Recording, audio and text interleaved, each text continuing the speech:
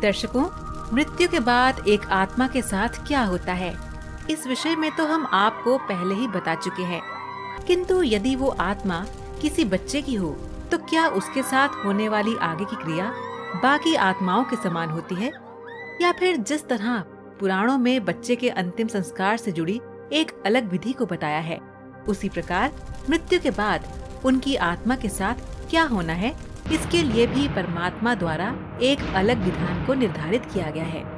तो क्या कहते हैं हमारे धर्म पुराण, आइए जानते हैं इस वीडियो में। दर्शकों, 15 वर्ष की आयु या फिर पैदा होते ही जिन बच्चों की मृत्यु हो जाती है, उनके साथ आगे होने वाली क्रिया को हम आपको पुराणों में वर्णित परमात्मा और बच्चों के बीच हुए एक संवाद के माध्यम से बताने जा रहे हैं। दरअसल मृत्यु के बाद 15 वर्ष की आयु तक के सभी बच्चों के लिए परमात्मा द्वारा स्वर्ग के द्वार खोले जाते हैं, क्योंकि पुराणों में वर्णित है कि इस उम्र के बच्चे निर्दोष होते हैं और उनके द्वारा किए गए सभी पाप माफ कर दिए जाते हैं। एक बार कुछ बच्चों की आत्मा स्वर्ग के द्वार पर पहुंची, किंतु स्वर्ग के द्वार खोलने के बाद भी उन बच्चों की आत्मा अंदर जाने को तैयार नहीं हुई। वो वहीं खड़े रहकर अपने माता पिता की तलाश करने लगे। ये देख परमात्मा उनसे बोले, अरे बच्चों, क्या देख रहे हो?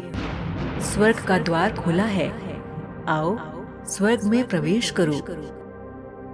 तब सभी बच्चे बड़ी मासूमियत से भगवान से पूछने लगे, हे परमात्मा, हमें आप स्वर्ग में भेज तो रहे हैं, परंतु हमारे माता पिता कहाँ हैं?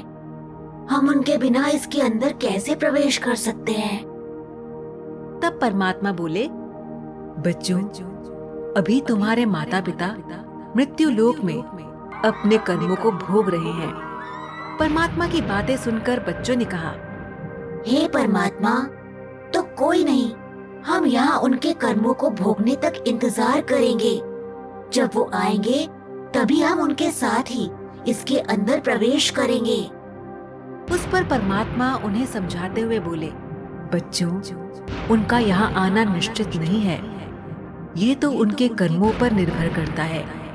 यदि उनके कर्म अच्छे हुए तभी वो यहाँ आएंगे, और यदि नहीं तो उनका ठिकाना कहीं और होगा। बच्चे अब भी परमात्मा की इन बातों को नहीं समझ पाए, और इस बीच अपने कर्मों के आधार पर उनके माता पिता में से कुछ का स्वर्ग तो कुछ का नरक की ओर गमन हो गया। लेकिन कुछ बच्चे अभी भी वहीं बैठे अपने माता पिता का इंतजार करते रहे, और एक बार फिर परमात्मा ने उन्हें स्वर्ग में प्रवेश करने के लिए कहा। किंतु अपने माता पिता के नरक में गमन से अनजान वो बच्चे परमात्मा से फिर पूछने लगे, हे भगवान, हमारे माता पिता कहाँ हैं? तभी परमात्मा जवाब देते हुए बोले, बच्चों, उनके कर्म इतने अच्छे नहीं थे, इसलिए वो नरक में जा चुके हैं। ये सुन बच्चे हट कर बैठे। हम अपने माता पिता के बिना कहीं नहीं जाएंगे। बच्चों को इस तरह हट करते देख परमात्मा उन्हें बताने लगे, आप बेगुनाह हो, लेकिन आपके माता पिता गुनहगार हैं। ये सुन बच्चे परमात्मा से बहस करते हुए बोलने लगे, हे परमात्मा, अगर आप हमारे सारे गुनाहों को माफ कर स्वर्ग में भेज सकते हैं, तो हमारे माता पिता को क्यों नहीं? हमें ऐसे स्वर्ग में नहीं जाना जहाँ हमारे माता पिता ना हो। इसलिए हम उस स्वर्ग में तब तक नहीं जाएंगे जब तक कि हमारे माता पिता यहाँ नहीं आ जाते। और अगर उनके कर्म इतने ही बुरे हैं जिससे आप उन्हें स्वर्ग में जाने नहीं दे सकते, तो हमें भी नरक में भेज दीजिए। और अंततः परमात्मा बच्चों के इस हट के आगे हार मान गए, और उनके साथ उनके माता पिता को भी स्वर्ग में जाने की अनुमति दे दी। और इस प्रकार वो बच्चे अपने माता पिता के स्वर्ग में गमन का कारण बने। यदि आप में से किसी ने हाल ही में अपने बच्चे को खोया है और अभी भी उसके चिंतन में खोए हुए हैं, तो आपको बता दें कि मृत आत्मा का स्वर्ग की ओर गमन हो चुका है।